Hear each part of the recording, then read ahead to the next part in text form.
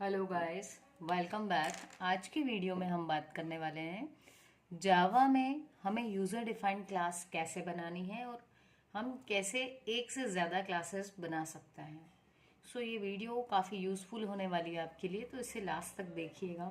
And यदि आपने channel subscribe नहीं किया है तो मेक श्योर कि आप चैनल सब्सक्राइब कर लें, क्योंकि आने वाले दिनों में हम इस प्लेलिस्ट को कंप्लीट करने वाले हैं। तो चलिए हम स्टार्ट करते हैं। देखें, अगर आपने पहले C++ में क्लास पढ़ी है तो आपको पता होगा फीचर्स, और फिर भी हम एक बार और डिस्कस कर लेते हैं अगर पढ़ी भी है तो भी, कि देखिए क्लास क्या होता है। एक ब्लूप्रिंट होती है।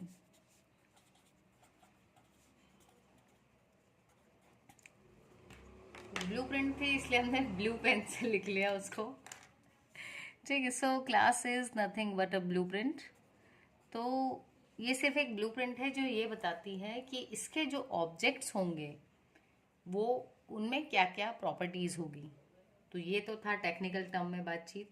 अब हम नॉर्मल भाषा में समझते हैं कि एक क्लास क्या होती है। जैसे मान लो मैंने कहा कार, तो जैसे ही कार कहा तो आपके दिमाग में आ जाता है कि इसमें 4 गेट्स होंगे, जिसमें विंडोज होगी, 4 व्हील्स लगे हुए होंगे, एक स्टीयरिंग होगा।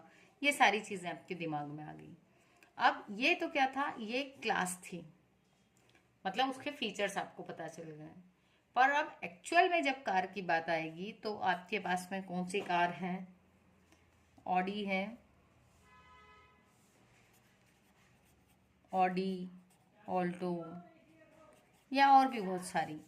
तो जब हम इनका नाम लेते हैं तो इनके एक्चुअल फीचर्स हमें समझ में आ जाते हैं, क्या लग्जरीज हैं इनमें वो दिख जाती हैं। ठीक है, तो इनको कहेंगे ऑब्जेक्ट।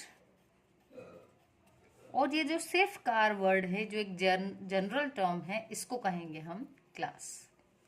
तो अब क्या देखेंगे हम कि एक जो क्लास होती है वो एक ब्लूप्रिंट होती है किसकी? ऑब्जेक्ट्स की। मतलब वो ये बताती है कि इसके जो ऑब्जेक्ट्स रहेंगे वो कौन कौन से इनमें वेरिएबल्स होंगे, कौन कौन से मेथड्स होंगे। तो हम ये भी बोल सकते हैं कि क्लास जो है वो कलेक्शन होती है डेटा मेंबर्स और मेंबर फंक्शंस का। Member functions. आपकी जो क्लास है वो data members and member functions का एक कलेक्शन है। तो अब यदि हमें क्लास को क्रिएट करना है तो हम कैसे क्रिएट करेंगे? क्लास कीवर्ड के थ्रू।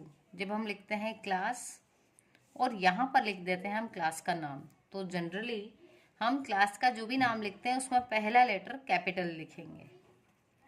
ठीक है, तो आपको जो भी नाम लिखना है वो आप लिखें यहाँ पर, और इसके बाद में यहाँ पर आपके ओपनिंग ब्रैकेट से क्लोजिंग ब्रैकेट के बीच में आप जो कुछ भी लिखेंगे वो पूरी उस क्लास की डेफिनेशन होगी।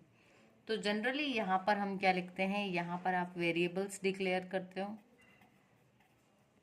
वो वेरिएबल का जो भी डेटा टाइप है वो लिखते हो, फिर वेरिएबल का नाम, फिर डेटा टाइप, वेरिएबल का नाम। ऐसे ही आप उसके लिए फंक्शंस जो बनाते हैं वो फंक्शंस भी हम लिखते हैं। वो फंक्शन किस तरीके की वैल्यू को रिटर्न करेंगे, वो डेटा टाइप और आपके फंक्शन का नेम।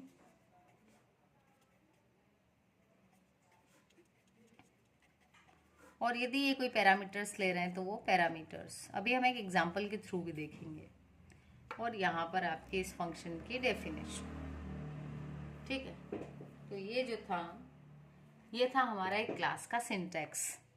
तो ये जो फंक्शन है, इस फंक्शन को ही मेंबर फंक्शन भी बोलते हैं या फिर इसको मेथड भी बोलते हैं। तो यदि आप कहीं मेथड लिखा हुआ पढ़े तो आपको कंफ्यूज नहीं होना है कि ये क्या है। ठीक है, तो चलिए अब हम एक एग्जाम्पल देख लेते हैं। पर उससे पहले एक चीज़ और, यदि आपने किसी क्लास में कुछ वेरिएबल्स डिक्लेयर किए हैं तो उनको मेमोरी एलोकेट तब तक नहीं होगी जब तक आप उस क्लास का ऑब्जेक्ट नहीं बना देते। ठीक है, तो हम उसका भी सिंटेक्स देख लेते हैं। ये किसका सिंटेक्स था? ये था सिंटेक्स क्लास को क्रिएट करने का। अब जो हम एक और सिंटेक्स देखेंगे, ये सिंटेक्स है ऑब्जेक्ट क्रिएट करने के लिए। तो जब भी ऑब्जेक्ट क्रिएट करना है तो हम सबसे पहले क्या लिखेंगे? अपनी क्लास का नाम, क्लास नेम, उसके बाद जिस भी नाम से ऑब्जेक्ट बनाना है वो उसका नाम। ठीक, उसके बाद इक्वल टू लगा के हम न्यू कीवर्ड यूज करेंगे, फिर से अपनी क्लास का नाम लिखेंगे और ये ब्रैकेट्स लगा देंगे। तो इस तरीके से ये जो नाम है ये किसका नाम हो गया, हमारे ऑब्जेक्ट का। तो चलिए अब हम एक एग्जांपल देख लेते हैं ताकि आपको इजीली समझ में आ जाए चीजें। तो यहाँ पर यदि हम बात करें तो हमारे पास में दिया हुआ है, सबसे पहले हमने एक क्लास बना ली जिसका नाम है बॉक्स। ठीक है, तो बॉक्स नाम की क्लास बना ली और इसमें हमने जो था, इसमें सिर्फ हमने वेरिएबल्स लिए हैं क्योंकि हम पहली क्लास बनाना सीख रहे हैं फर्स्ट टाइम, जिसमें मेन मेथड नहीं हो, ऐसी क्लास पहली बार बना रहे हैं। अदरवाइज तो जावा में हर प्रोग्राम में मिनिमम एक क्लास होती है। तो क्योंकि पहली बना रहे हैं जिसमें 2 क्लास है, तो हम बहुत सिंपल देख रहे हैं इसको, जिसमें सिर्फ वेरिएबल्स लिए हैं। नेक्स्ट वीडियो में हम एक मेथड या हम कहें तो फंक्शन भी लेंगे। ठीक है, तो चलिए अब देखते हैं इसको। यहाँ हमने क्लास बनाई जिसका नाम है बॉक्स। इसमें हमने 3 वेरिएबल्स ले लिए। वो 3 वेरिएबल्स के नाम है विड्थ, हाइट और डेप्थ। अब हमने क्या किया, यहाँ पर ये क्लास क्लोज हो गई। अब हमने एक दूसरी क्लास बनाई जिसका नाम रखा बॉक्स डेमो। इस क्लास में हमने देखिए क्या बना रखा है, अपना जो मेन फंक्शन है वो हमारी इस वाली क्लास। यहाँ एक पॉइंट जो आपको नोट करना है वो ये है, क्योंकि इस क्लास में आपका मेन फंक्शन है, इसलिए इस प्रोग्राम को आप किस नाम से सेव करेंगे, इस वाली क्लास के नाम से। मतलब इस फाइल का नाम होगा boxdemo.java। ठीक है, इस नाम से आप सेव करेंगे। तो अब अगर हम देखें तो बॉक्स डेमो के अंदर हमने क्या लिखा है, सबसे पहले पब्लिक स्टैटिक वॉइड मेन, यहाँ ये आपका मेन फंक्शन बना दिया। और फिर हमने क्या किया, यहाँ पर हमने एक ऑब्जेक्ट को डिक्लेयर किया। ऑब्जेक्ट किसका, इस बॉक्स क्लास का। तो सबसे पहले देखिए हमने जो सिंटैक्स देखा था उसमें यही कहा था आपसे कि हम क्या लिखेंगे, क्लास नेम, उसके बाद ऑब्जेक्ट का नाम, फिर न्यू करके आप फिर से क्लास नेम लिखेंगे। तो देखें, देखो बॉक्स क्लास थी हमारी, बॉक्स ऑब्जेक्ट का नाम हमने रखा है माई बॉक्स और न्यू लगा के फिर से हमारी क्लास का नाम लिखा है। ठीक है, तो यहां पर क्या हुआ, माई बॉक्स नाम का एक ऑब्जेक्ट बन गया। ठीक है, अब हमने यहाँ पर एक वेरिएबल और डिक्लेयर किया वॉल्यूम नाम का। और अब हमने क्या किया है, जब भी हम किसी क्लास के किसी वेरिएबल को यूज करते हैं तो डायरेक्ट यूज नहीं कर पाते, किसके थ्रू यूज करते हैं, ऑब्जेक्ट के थ्रू। तो यहाँ अपना जो ऑब्जेक्ट था जिसका नाम है माई बॉक्स, तो हम ऑब्जेक्ट नेम डॉट लगा करके फिर वेरिएबल का नाम लिखेंगे। तो एक वेरिएबल था विड्थ, तो ऑब्जेक्ट नेम डॉट विड्थ और उसमें एक वैल्यू दे दी। फिर से हमने लिया ऑब्जेक्ट नेम डॉट, फिर अपना नाम था हाइट, वो ले लिया, फिर ऑब्जेक्ट नेम डॉट डेप्थ और फिर वैल्यू असाइन कर दी। अब ये 3 वैल्यूज दे देने के बाद वॉल्यूम को कैलकुलेट करने के लिए हमने क्या किया, यहाँ पर जब भी हम विड्थ, हाइट और डेप्थ को यूज करेंगे तो इनको बिना ऑब्जेक्ट के नाम के यूज हम नहीं कर पाएंगे। तो ऑब्जेक्ट का नाम था माई बॉक्स, तो हर जगह हमने माई बॉक्स डॉट करके ही इन तीनों को यूज किया है। तो वॉल्यूम के लिए विड्थ, हाइट और डेप्थ तीनों का मल्टीप्लिकेशन जरूरी था, वो किया और आंसर किसमें सेव हो गया, वॉल नाम के वेरिएबल में। तो अब सिंपली हमने इसको यहाँ पर प्रिंट करवा दिया है। तो प्रिंट करवाने के लिए हम लिखते हैं system dot out dot println और वॉल्यूम इज, फिर यहाँ पे हमने प्लस लगा रखा है।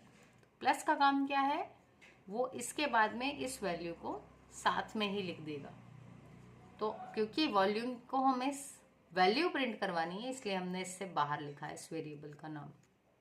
ठीक है, अगर हम इसको भी डबल कोट्स में लिख देते हैं तो एज इट इज प्रिंट हो जाता, उसकी वैल्यू प्रिंट नहीं होती। ठीक है, सो आई होप आपको ये वीडियो समझ में आई होगी। और इसमें एक जो नई चीज देखी वो ये कि यहाँ पर एक क्लास है और ये एक दूसरी क्लास है, 2 क्लास थी। और इस क्लास के वेरिएबल्स को यूज करने के लिए हमने ये जो जहाँ मेन मेथड बनाई है उस क्लास में उस वाले का ऑब्जेक्ट बना के वैल्यूज असाइन की और फिर हमने उसको यूज किया है यहाँ पर। लेकिन इस फाइल का नाम boxdemo.java के नाम से सेव होगा, क्योंकि क्योंकि बात ये थी कि जो भी हमारी